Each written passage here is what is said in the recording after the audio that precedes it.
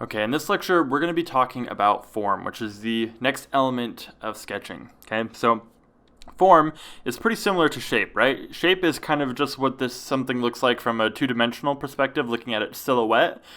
Okay, but form goes three-dimensionally, and form is what we use to describe volumes. Okay, so form can be broken down. Any image, any 3D mass can be broken down into a handful of basic shapes or variations of them. Okay, so the first one is the pyramid, which is a variation of the triangle.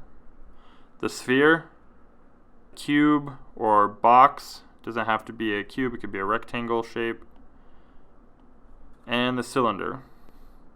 Now all 3D objects are composed of one of these three shapes. Okay, you can have lots of different variations of these. For example, there are 4-sided pyramids, or you could have a 3-sided pyramid. You can have a cone, which is a mix between a cylinder and a pyramid. Okay, there's a cone. You can have, in addition to that, you can have a cone with the top cut off. Okay, but all of these can be broken down into one of these objects, right? There's spheroids, which are a three-dimensionalized elliptical, right? More of an egg shape. Boxes can also be like this, like a pyramid with the top cut off, but not quite going all the way.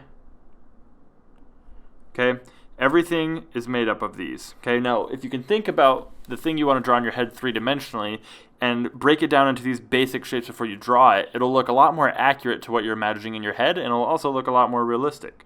So let me give you an example.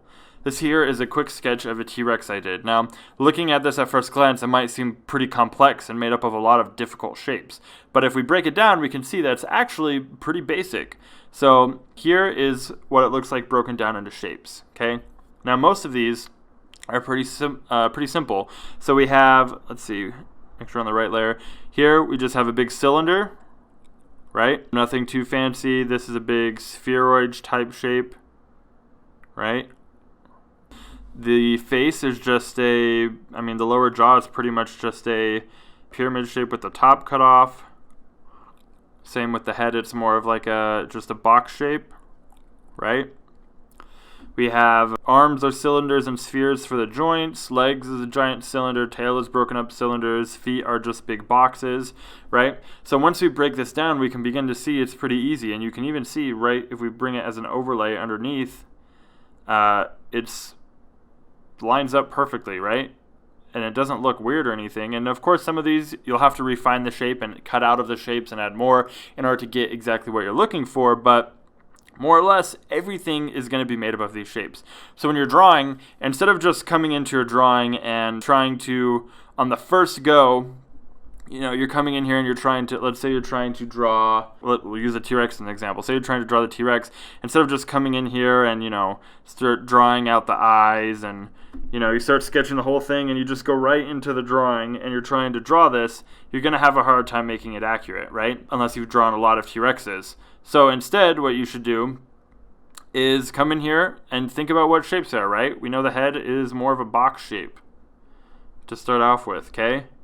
We can draw the mouth, find the center line of things to help us line stuff up, right? And then pretty quickly, we can start to work out the shapes of everything, where everything needs to go, okay? And then you can cut into these shapes for where you want there to be eye holes, right? So on and so forth, okay? And you just keep working it until you can kind of build up what you're looking for.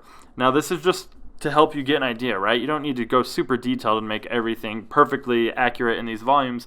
This is just to help you place stuff and understand its volumes before you just start going in for the final details. Because after we do this, right, let's say we do the bottom jaw as well, and then we're ready to start drawing over the top of this.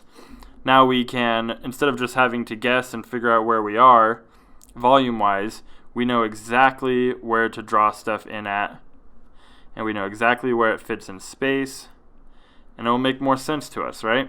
Instead of just trying to kind of guess around and hope that we get lucky with where things are placed, this helps us understand exactly where it needs to be placed in space. So it takes practice, right?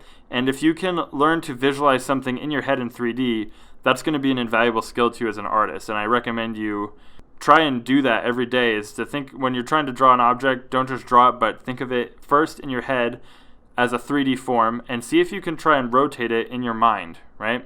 So you can see that the bottom jaw is a little bit small, and that's why you could go ahead and go back to the forms and just rework it until it's perfect. That's it for the lecture on form, and I'll see you guys in the next lecture.